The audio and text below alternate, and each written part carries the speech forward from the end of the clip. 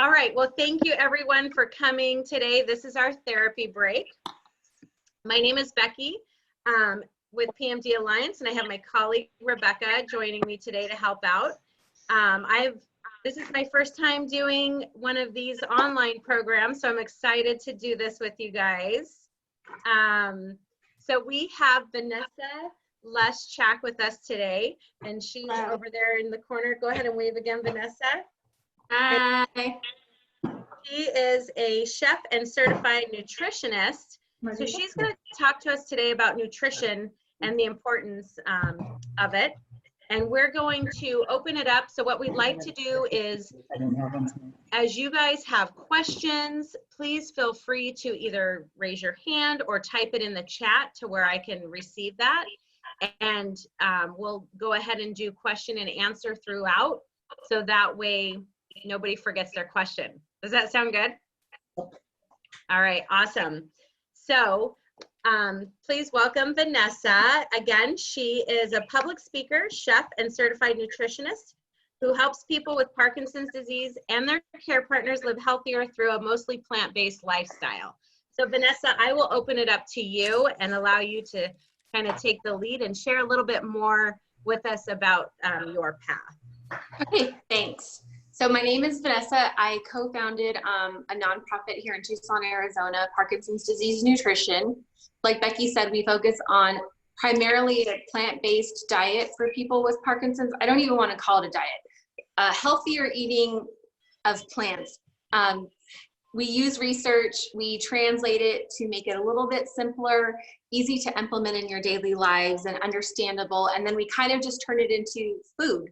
So we talk about the nutrition and the vitamins and minerals and what you should be eating and not be eating, but we relate that to food so it's easier to implement in your daily lives. I co-founded with my friend and business partner, Teresa Kitchens. I have a background in Parkinson's. I've been researching Parkinson's and nutrition for about 15 years now. I have a very close friend with Parkinson's disease. And when he was diagnosed, I knew that there was exercise.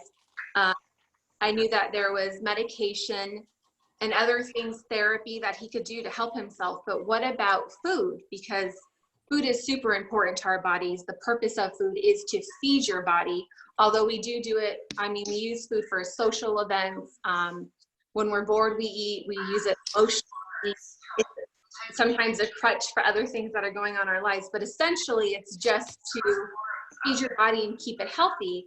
So I started researching Parkinson's and thinking, what foods should we implement into my friend's life and also maybe take out that could be harming his body and, you know, maybe, I wouldn't want to say adding to Parkinson's, but kind of like maybe irritating Parkinson's or inflaming it more. So here we are. I started this nonprofit and we do public speaking. We do our first live webinar. We do cooking classes. We go to events. We do one-on-one consults, workshops, just as much information as we can get out there to everyone in the Parkinson's world, to just kind of let them know that there is some information out there on what you should be eating and what you shouldn't be eating, and how do you do that, and doing it without making it stressful on yourself, because you can change your diet, but if you're stressed about it the entire time, you're really not doing any good. It's kind of just going to cancel itself out. So how to eat healthily, but also do it in a way that it's not stressing you out or, you know, making it easy for you. Yeah, so we'll start. The biggest research for Parkinson's and nutrition is the research on dairy. That's one of the main things out there. The main concerns is people with Parkinson's should not be eating dairy. There's studies that shows it kind of is associated with Parkinson's before you get Parkinson's, that afterwards it can inflame your body. It kind of adds to your symptoms. So the dairy products are milk and cheese and butter, your ice cream, your yogurt. All of those products are made from cows or goats, and those cows and goats have been exposed to toxins and stuff that, your body kind of really can't handle. So what happens is over time that dairy kind of sits in your belly, and we know that there's research that shows that what is in your gut is affecting your brain, right?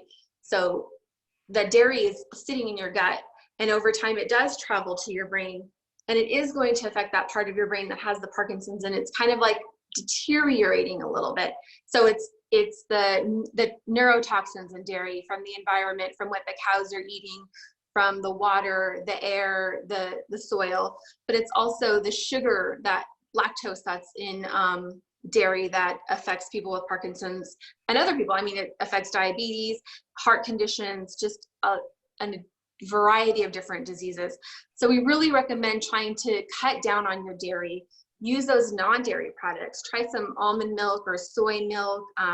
There's several different non-dairy milks that you can use instead of regular milk. If you're going to be cooking with the non-dairy milk, do an unsweetened plain one. That's key, because you don't want to buy a sweetened one and try and make like a mac and cheese or a gravy with it, because that's going to be sweet. For coffee or baked goods, you can use a sweet one. If you like to drink milk, try it like a chocolate soy milk. Getting a non-dairy milk without carrageenan is also key. Carrageenan is known to be a carcinogenic, and you don't want any carrageenan. They've kind of gone away from carrageenan, but there are still some non-dairy products with carrageenan in it. So in addition to that, you want to try maybe some non-dairy yogurt. Non-dairy cheeses, they're a little iffy. Cheese is addicting. There is scientific proof of that. We all love our cheese. That's the biggest response we get when I say, go dairy-free. They're like, well, I can't give up my cheese. But try it. Try a couple different types of non-dairy cheese. There's Daiya. That's the most used one. It's in every grocery store. There's Chao, C-H-A-O. It's a little bit more expensive, but it's delicious, and that is the one I prefer. There's Good Heart. There's several different varieties, and you'll find those either in like a non-dairy specific part of your grocery store, or maybe even in the cheese section. It kind of varies from store to store, but you can. Yes, Becky. We have a question. So before you transition, from Ken, he says, my understanding is that it's A1 proteins in cow's milk. That's the issue. What about A2 milk/dairy and or goat or sheep dairy? So I don't know specifically. I don't know how to answer that question. A1 and A2. What I do know is that when you look at the research, especially, so go to nutritionfacts.org, and Dr. Michael Greger has several different videos and reports on this research of dairy. I don't know the difference between the A1 and the A2, or the cow versus goat. I just know that all of the dairy is still being, I mean, it's still coming from an animal, which we shouldn't be. Our body, that inflames our body, no matter where it's coming from, whether it's organic or not, or grass-fed cows, or, you know, humanely raised and milked cows. So I don't know the answer to the A1 and A2. I'm sorry. Could you repeat the web address, and I can put that in chat for everyone? So it's nutritionfacts.org. Also, if you go to our website under resources, I have all of these. I have all the links to the research, and specifically links to Dr. Greger's research on Parkinson's and diet. Awesome. He really is, like, Dr. Greger is the most relatable I've found. He kind of takes that research and kind of does what we do and simplifies it, so it's easy to understand. They're very short, you know, research. It just kind of shows the conclusions and where it comes from, but then he also makes little short videos of like 10-15 minutes. So it's a really good resource if you want to look up Parkinson's, plant-based, or actually any other diseases. He covers an array of all the diseases and how they're associated with what you're eating. Awesome. Thank you. Mm-hmm. Awesome.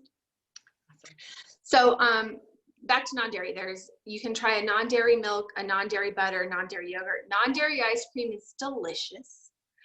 Non-dairy yogurt is kind of iffy. You have to find, it's kind of like that cheese. You have to find the brand that you prefer with the texture and the taste. But if you're open to it and you just try a couple brands, go to the grocery store and buy 2 or 3 different brands of stuff and try it. You might find a few things you like, and you can switch those out for your dairy products. And we know it's really hard to change your diet. It's hard to change what you're comfortable with, what you know, what you've done your whole life.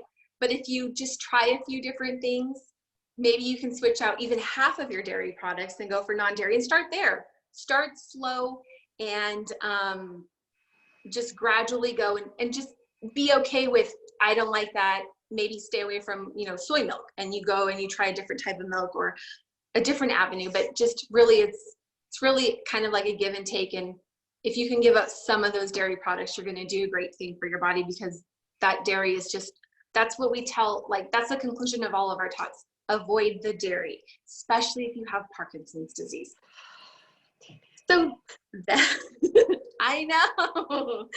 I don't know, Vanessa. Just kidding. It's hard. It really is hard. If you just, or go to, like, try and find a vegan or plant-based restaurant in your city or your town, and go out to eat and try something. Maybe someone makes something that has like a vegan ice cream or a dairy-free option. Baskin Robbins makes dairy-free ice creams. So does Ben & Jerry's actually too. And just from someone who can't do dairy anyway, cashew milk is superior, in my non-professional opinion. It's very creamy. I've tried so many different kinds personally. If you're gonna try a non-dairy, I would totally recommend. And you can get these things at all of your local grocery stores. Of course, the health food stores are going to have more, like Whole Foods is going to have more than Walmart, but Walmart is still going to have those options. Oh, by the way, total side note, Country Crock, which is what I grew up on, and I'm so sorry, but it's a chemically processed like margarine, super cheap, but Country Crock actually makes a butter, and it's plant butter. It says it on the box. They come in the 4-sticks box, and they make avocado, olive, and I believe almond oil butter. So that's the base of the butter. So even that is better. It's still going to be made from more natural things. You still always want to read your labels, try and go organic as possible, but number one thing is try and avoid those dairy products. The next thing we're going to talk about is drinking water. Constipation is a huge thing with Parkinson's. Parkinson's kind of slows down your digestive system. People with Parkinson's digest their food about 5 hours slower than someone without Parkinson's disease.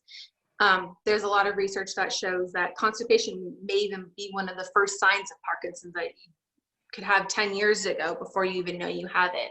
So trying to clean out your body a little bit more, that's going to help.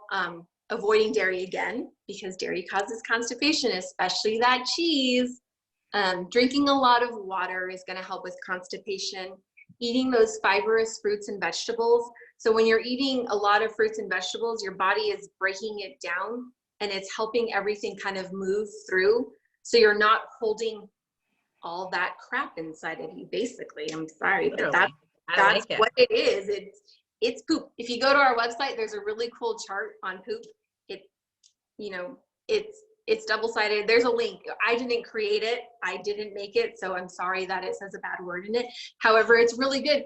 Take it, print it, and put it up in your bathroom. I'm serious, because that kind of shows like how you can kind of self-diagnose through what is going on with your poop. But drinking more water, eating those fibrous fruits and vegetables, avoiding dairy, those are going to help with that constipation issue. We've had the question come up in our talks that I have to go to the bathroom a lot when I drink a lot of water. So in Arizona, we know we're supposed to be drinking a lot of water. We live in the desert. It's really hot. But drinking all that water is really hard. Carry your water bottle, your reusable water bottle. But we recommend trying to get your water also from your fruits and vegetables, because all those fruits and vegetables are going to hold more water content than your burger and fries.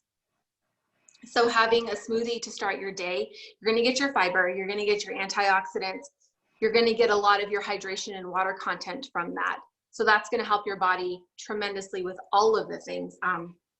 But then eating your salads, watermelon has high water content, celery, iceberg. I know that, iceberg is supposed to be, there's no nutrients to it, but if that's what you can tolerate and that's what you like for your salad, go for it. At least it's better than a burger, and you're going to get that high water content.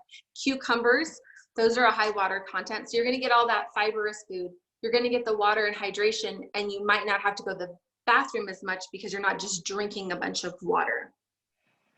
So those are some good ways. Of course, you really want to carry like your reusable water bottle if possible, and just try and stay hydrated. And remember that water is going to help flush out your body. It's going to flush out those toxins. It's going to help you go to the bathroom more. So I know it's hard, but keep on doing it. Or if you have to do it in a, a tea form or a little bit of coffee, there's some water in it, but just any kind of liquids that you can, I guess, get going through your body is going to help you also. And then we talk about avoiding toxins. So Parkinson's is neurotoxic. You've got all these things attacking your body, and it's inflamed, and you want to try and avoid as much toxins as possible. You don't want to add to that. You want to detox your body as much as possible. So eating organically is going to help. Eating real food. So try, there's controversy on sugar. I get that. If you have diabetes or something, you're going to want to try a diabetic friendly sugar. However, if you don't have diabetes, you can go with a raw, natural, organic sugar. Even it's still, a raw cane sugar, but it's not overly processed. You don't want to do any sweeteners. You don't want to do sweet and low or equal. You don't want to do just white cane sugar. You don't want those processed things because those are going to add more toxins to your body. They're chemically processed. They have chemicals in them. You don't really know what's in them. And if you look at the scientific research, then it's not good. Someone said, what about stevia? I'm a huge proponent of stevia. I use stevia. Stevia comes from a plant. It looks kind of like a mint leaf or something. I used to grow stevia. My kids would go outside and pick the stevia leaves and just eat them because it is so sweet. It just tastes like a candy. So I know that it's still a processed product. However, it's not made of anything fake if you just get pure stevia. And it usually comes in a jar. You can get it at Trader Joe's for, I don't know, $7.99. And it comes with the smallest little tiny teaspoon. And that really is all you need. You think this is a scam. It says 150 servings in this tiny little bottle. It's true. For baking, you can use this stuff called Swerve. So Swerve is diabetic friendly in case that's an issue. It's made from a different type of sugar. I don't remember what it is. It's like fruit sugar or vegetable sugar. It's not quite cane sugar, so it's not going to spike your blood levels. But that is a 1-to-1 ratio of sugar. It's natural. It's not chemically processed, but you can use that for baking. So it'll kind of equate to cane sugar for baking if you have, a diabetic or blood sugar issue that you need to be concerned about. If not, use that whole cane raw sugar that you can get, again, at Trader Joe's or most any grocery store. So another thing people want to talk about is protein. Protein is a tricky one. I've learned a lot about protein actually in the last couple of weeks. So there is the medication, there is a protein interference.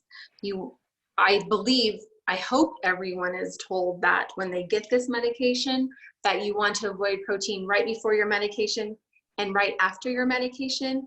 I think the standard recommendation is 30 minutes before and after. So if you have to, have a snack with your medication, you can do a banana, you can do an apple, you can do something not so processed. I don't want to suggest doing some saltine crackers, but if you have to, that's okay.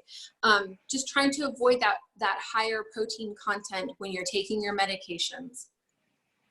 I found that there's some recommendations that show maybe avoiding your protein mostly throughout your day and doing it at the end of your day. So if it is going to mess with your medication, you kind of, you don't have your whole day ahead of you. So avoiding your protein during the day and kind of doing it at night is beneficial. Dr. Lori Mishley kind of pointed this out a little bit more in her talk that she just had, her online webinar school that she's doing, that avoiding protein while your medications and then doing it at night is helpful. But also animal protein is gonna also, again, add those toxins to your body and kind of constipate you and just maybe throw your body off a little bit. So we really do want to avoid animal proteins as much as possible. You can do beans and lentils. Quinoa is a good source. There's tofu is a good source, but if we don't prescribe any diet, but you just really want to try and avoid the protein near medication time. Do it at the end of the night and try some plant-based protein. Your body will digest it a little bit better. And if you can avoid kind of those meats and steak during the week, maybe go like 2 to 3 nights where you go completely plant-based and try some plant-based protein, you might notice a difference in your medication absorption and stuff like that.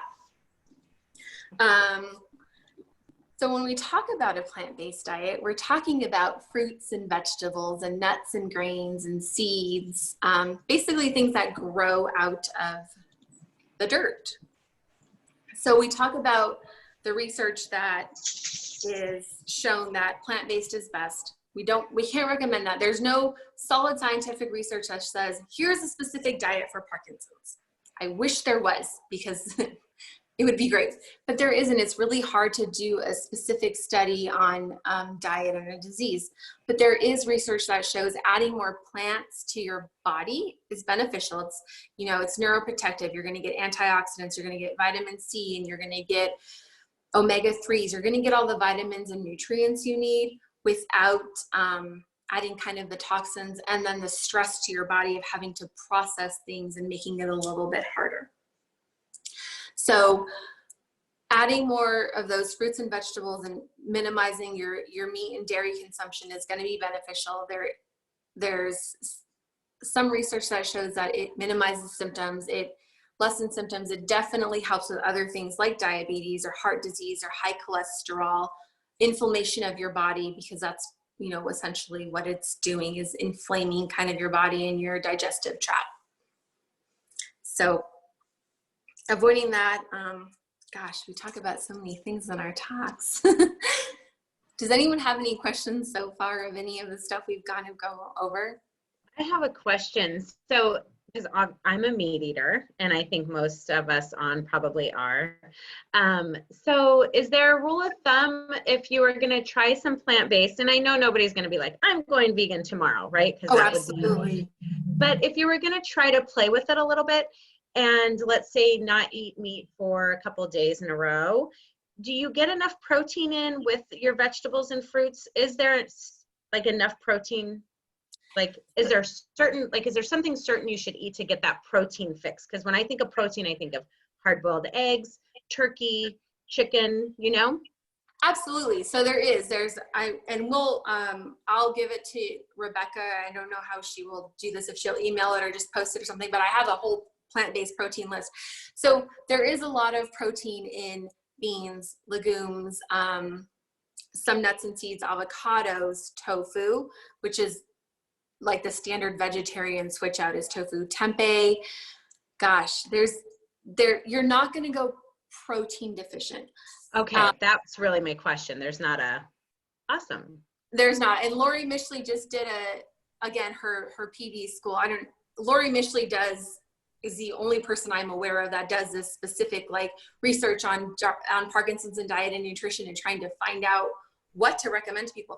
But she said on her most recent PD school online class that she recommended people do plant-based for 3 to 4 days and save their plant-based protein for the night and see how they feel. See how your body reacts. She's like, you're not going to go protein deficient. And there really is, the protein deficiency in the US is almost non-existent unless you have some sort of condition that makes it go that way. But I think we're all scared of that, right? Because protein does a lot for your body and it does a lot for your brain too. But if you get the right kind of protein, you're doing a little bit better from your body. And you're right, no one is going to go plant-based overnight. No one is going to be like, okay, I'm going vegan now. However, if you just do kind of like a little bit of a compromise, like I said, if you eat steak 7 nights a week, maybe cut it down to 4. If you eat, if you have to have a steak salad and salmon during your lunch hour, maybe don't do that and save it for the nighttime. So it's just kind of like filling out your body and seeing how can I compromise, but also kind of minimize and just try and eat more fruits and vegetables. There's no harm in eating more fruits and vegetables. That's the thing. It's a little bit scary, especially when you tell people, vegan or vegetarian, or you put a name to it or a specific diet but really all you're doing is just adding more of these fruits and vegetables and kind of taking out some of the stuff that research shows that might, you know, affect Parkinson's. Sure. And Vanessa, just so everyone knows, Vanessa will send me that, will send us that paper you were talking about with a list of And then if you are interested in that, send an email to info@pmdalliance.org. And once we get that from Vanessa, we'll make sure that that gets sent along to you. Sounds good. Yeah, thank you. Yeah, so really just, I mean, playing around with food and trying to find, you know, those non-dairy options. Maybe implementing, you know, go Google a tofu recipe or call us or email us and say, hey, I heard your talk. I need some, you know, plant-based options. What can I do?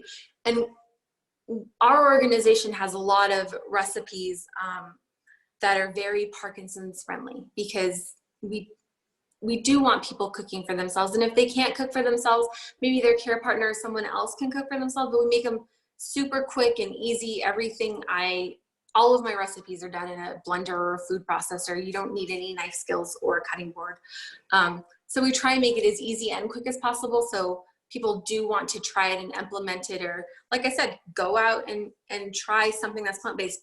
There's not that I recommend eating fast food. However, a transition from eating a cheeseburger at McDonald's to trying a plant-based one at Burger King or Carl's Jr. or Del Taco, you might, you know, it's a way to try it. You can still kind of get that fast food burger in. It's not recommended.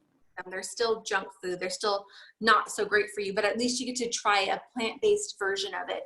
I mean, all of the best thing about right now is social media and trending and all these fad diets that people are trying, but it makes it available to the public. It makes it, every grocery store has, you know, non-dairy options and plant-based meat options, or some, you know, vegan chicken nuggets or something that just kind of gets you away from those meat options that have been shown to add to your Parkinson's.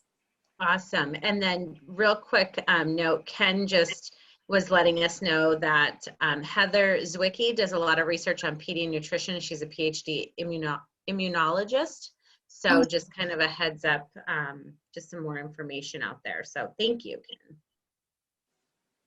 And I saw earlier that someone said that so YoPlate makes the yogurt that comes in a little glass jar. It's a cute little glass jar.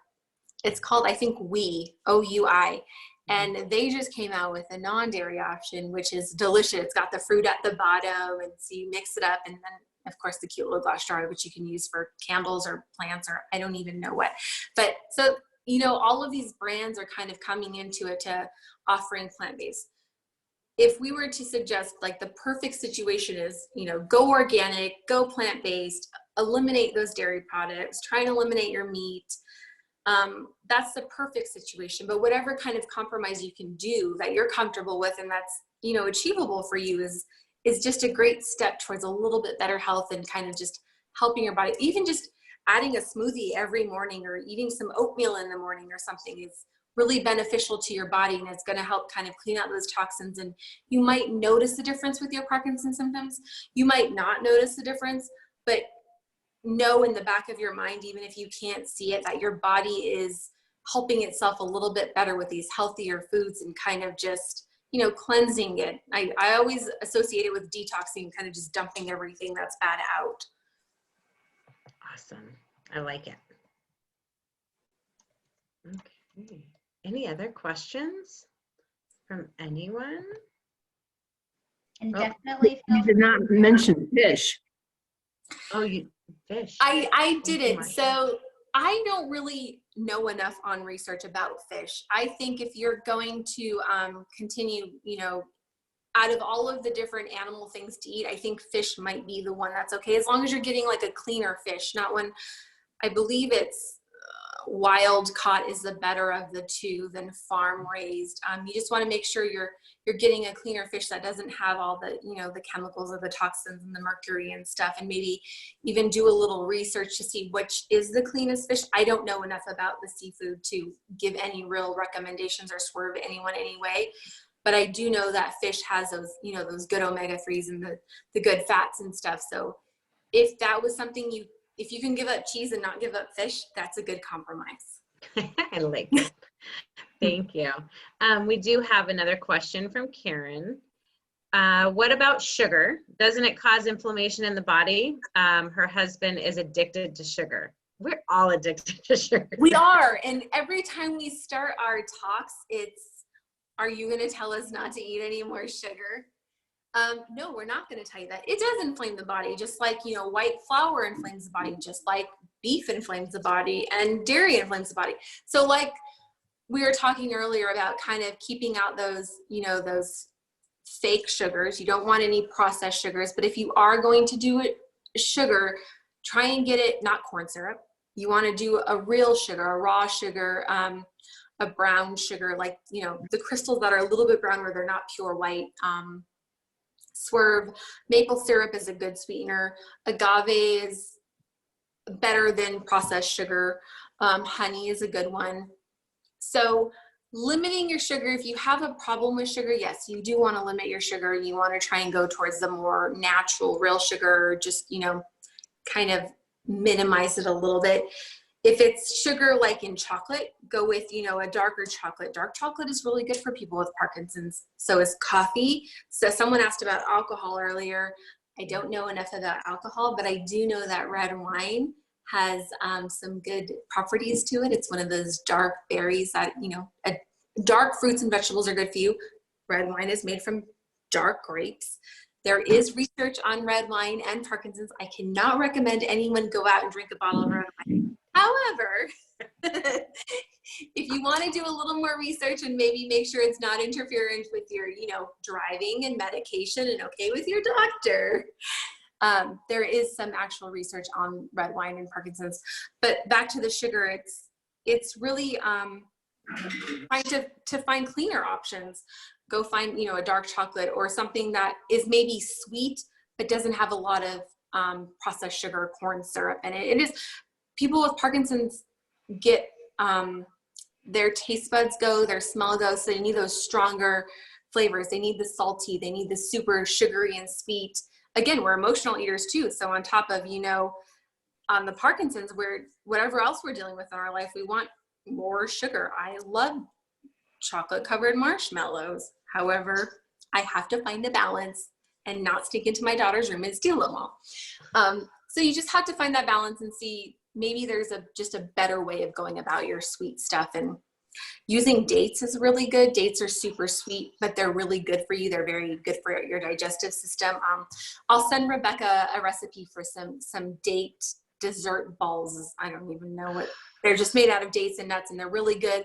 They kind of hit that sweet spot. You can add what you want, but they get you away from that processed sugar and stuff. Awesome. Thank you. I think Ian might have had his hand raised. Did you have a question? Did you want to unmute yourself, Ian, and ask your question? Hello. Can you guys hear me? Hello. Hi, my name is Ian, and I met Vanessa last month in Phoenix, Arizona.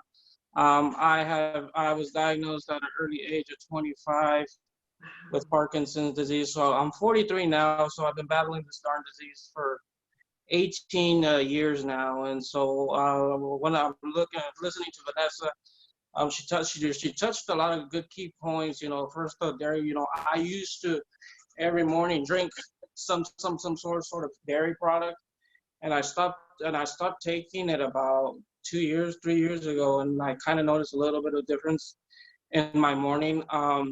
You know, a little bit difference with the Parkinson's and the medication kicking in. I did notice that, but like I've talked to Vanessa, you know, my situation is the protein, and, you know, me being who I am, you know, Hispanic kid, tacos, whatever, you know, so carne asada.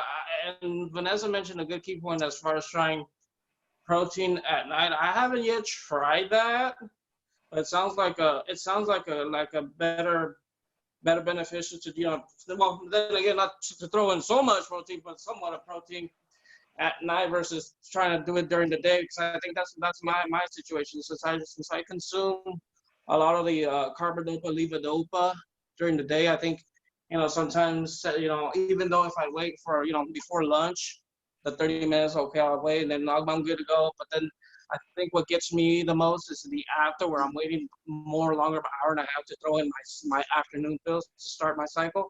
I think that's where it kind of throws me off. And then again, depending on what type of meal I consume, I guess.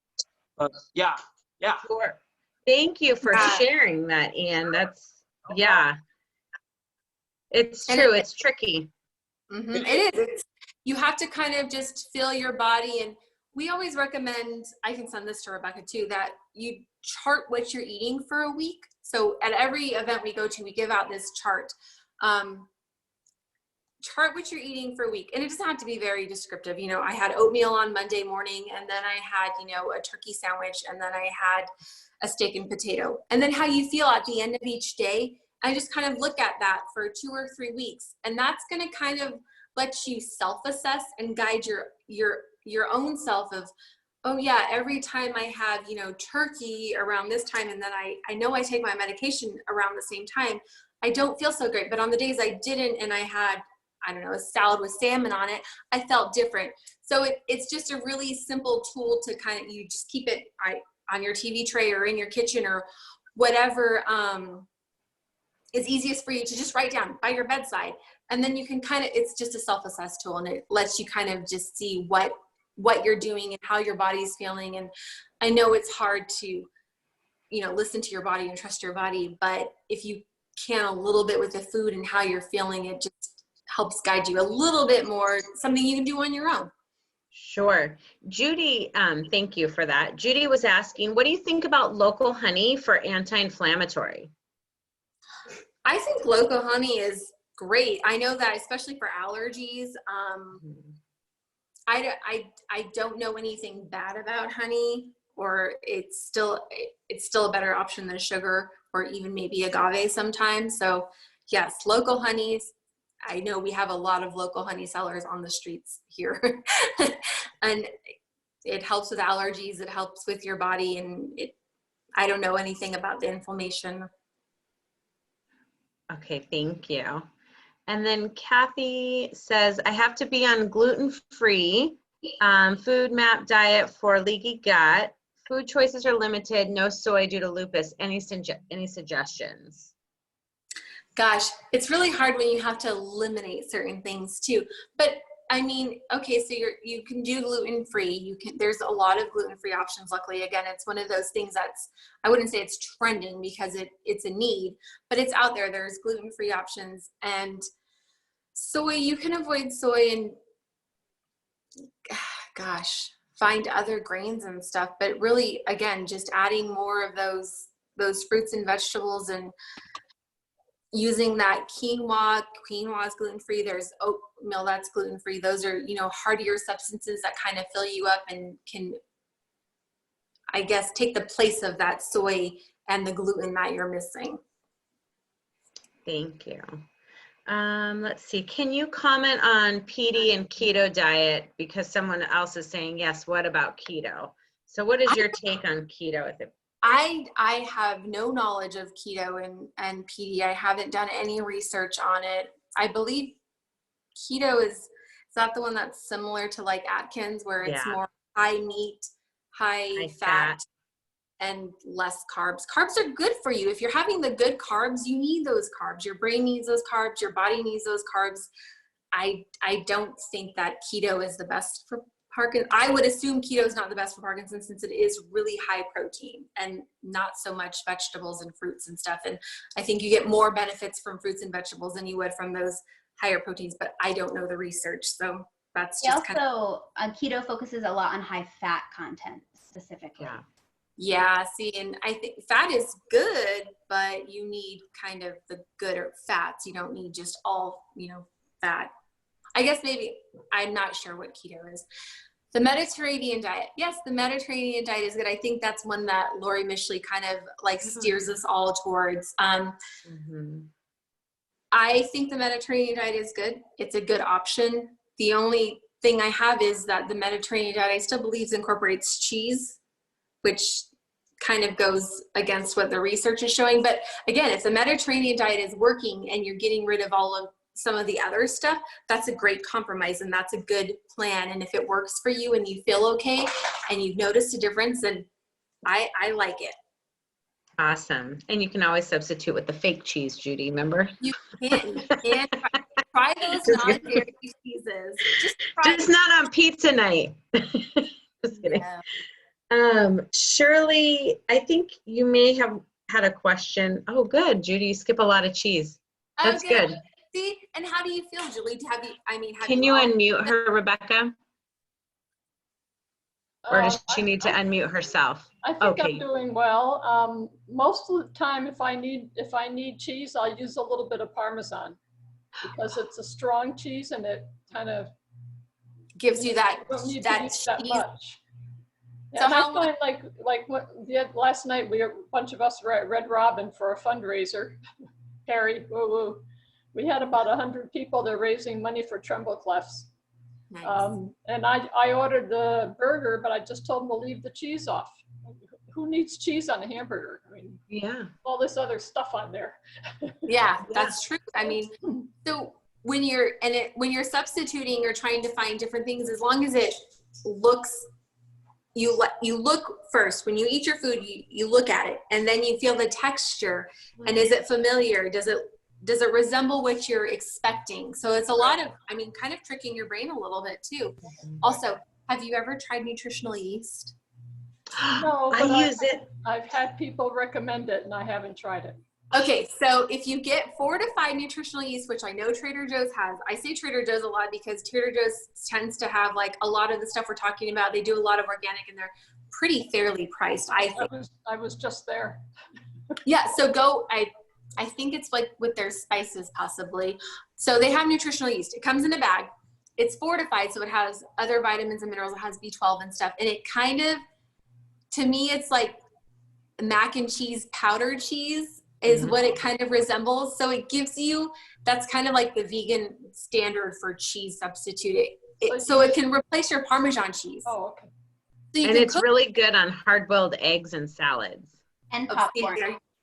Popcorn is delicious on. And you can cook with it. So you can like mix it in a sauce. If you want like a cheese sauce, you can just sprinkle it on there raw. You can eat it raw.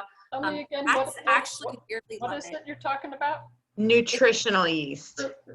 Nutritional yeast. Okay, I'm writing it down.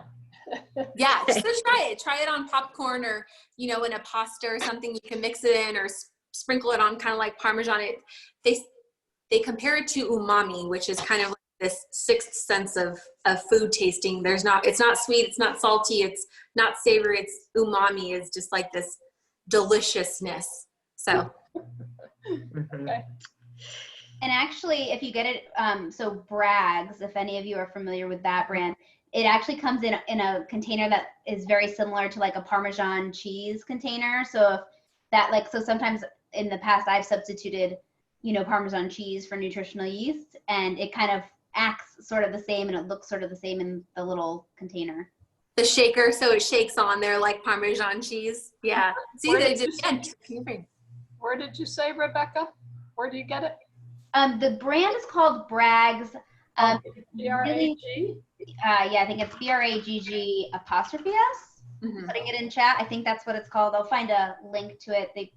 I found it. I mean, I'm in Southern California, so we have a ton of health food stores. So I feel terrible being like, yes, just get this brand. It's at all the stores. Okay, cool. Good to know. I think like Whole Foods and Sprouts. Judy, are you in Arizona? Yes. So Whole Foods and Sprouts. Yes. Yeah, I'm sure I can find it. Awesome. Thank you. And Shirley, did you have a question?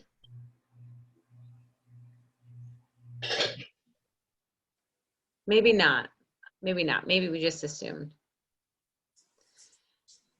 Perfect. Any other questions for Vanessa? This is good. It's a lot, and it's a little bit scary because it's very unfamiliar to most people, but it's not going to hurt, and you know, it might be adventuresome and give you something to do. Research some thing to try out, or a restaurant to go to that has, you know, a plant-based burger or black bean burger or something like that. Yeah. Vanessa, you mentioned the chart earlier, that a poop chart. Yes. I looked on the website you had. I couldn't find it. So it's on our website, parkinsonsdiseasenutrition.com. I'm going to try and pull it up. Okay. I looked at the wrong one. Can you put the link in the chat, Rebecca? Yeah, if you include that to Rebecca, then I can have, yeah, I'll send her that. And our slideshow is on our website. But I'll give Rebecca all the links and information so you can access it easily from wherever, you know, however you get it. And it's a double-sided chart. It's in color. You want to print it in color so you can see the different colors, and it really is. I wish I would have made it, but I can't take credit. It's an amazing chart. Okay. I'm like, I gotta go look at the poop chart now. I'm just saying. Yeah, you guys are gonna laugh. See what it's no, called. it's important. It's important. It is. Awesome. I mean, I've never talked about poop so much in my life that I have, you know, last year at all of these talks. And people are like, but it's so important, especially to people with Parkinson's, because that's a major thing going on with everybody. But yeah, especially when you're with constipation and stuff, that's another way to kind of self-assess what's going on with your body. Oh, I love it. Thank you, All right, Rebecca. thank you. So do we have anything else? Vanessa, did you have anything else you wanted to share before? Gosh, I don't think so. I feel like we touched on most of the key points that I want to get out there, and yeah. And help educate. I love it. Yes, thank you. Well, I will then say that this concludes our therapy break for today. Thank you guys all for joining us. I know I learned some things, and I want to find that courage. I want to do at least 3 days. I want to try the 3-day track. Anybody can do 3 days. Scare you into doing it. I can scare you into doing it. You probably can.